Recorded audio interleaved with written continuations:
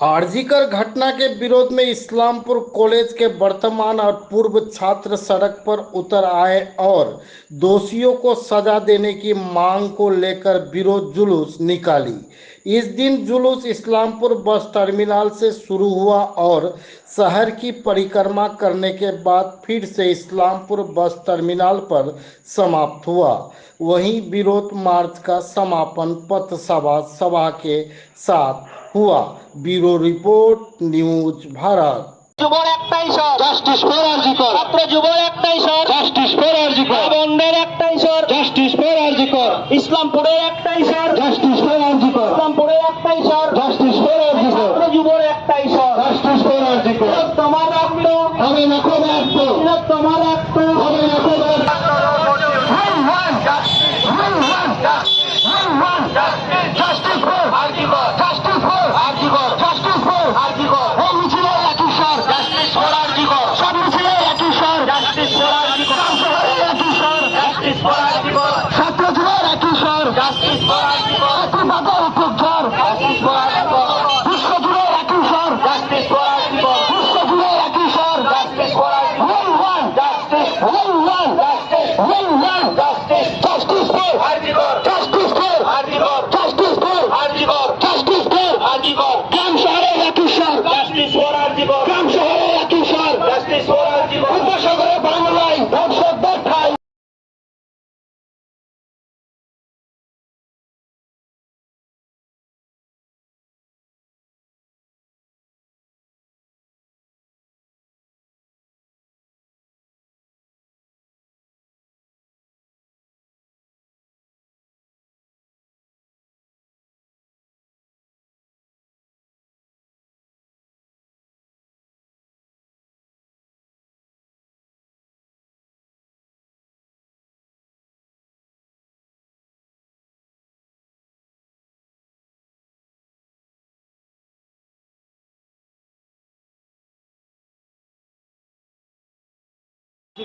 কি বলবেন?